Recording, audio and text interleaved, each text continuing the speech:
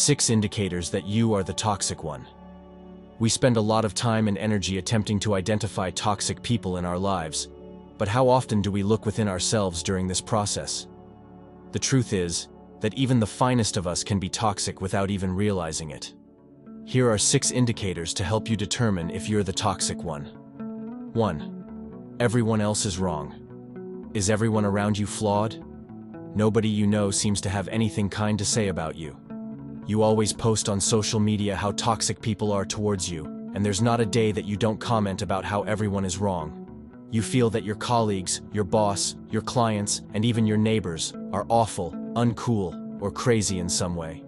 Your husband too never fails to anger you. Your children are disrespectful. Their teachers are incompetent. There are just a lot of awful, incapable, and not smart people in your life. 2. You are a very good person.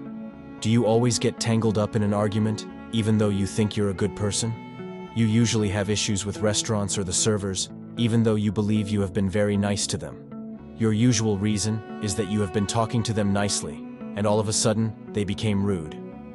Do you start your day by complaining about yesterday? And your favorite lines are, "I am a very good person, but I don't usually complain, but..." You always wonder why such bad things happen to a good person like you. You seem to always be in conflict, just to prove that you are the good person in the equation.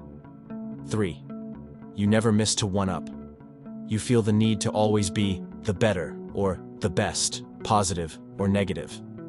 If she says that her kids like her new recipe, you will say how everyone keeps asking you to cook on every occasion. When another person says how terrible the accident that happened to their relative was, you would one-up that with stories much worse than what she said. Your favorite line is, "That's nothing compared to what happened to me."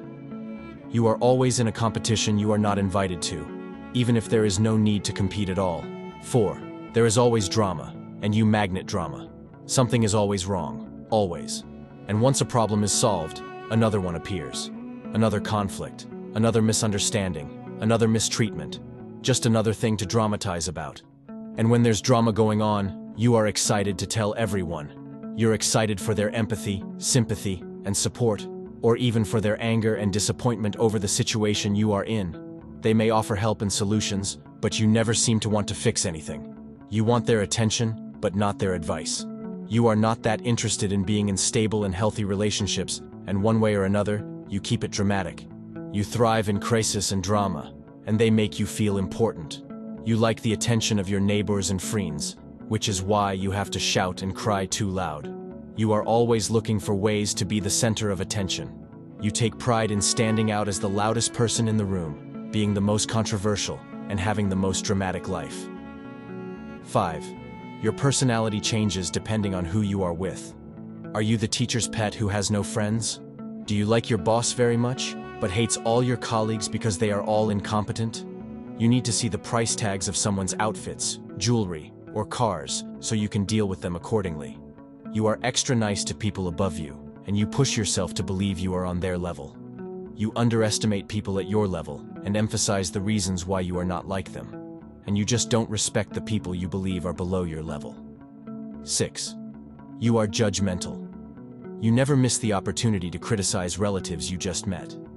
You will talk about the manners of their toddlers, and make that the basis of their entire personality.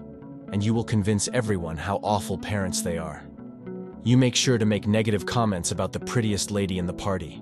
Petty comments about her feet or her accent. You hate her for no reason. You don't even know who she is. But you can't help but think that she has wronged you, and that it's her fault for being the prettiest at the party.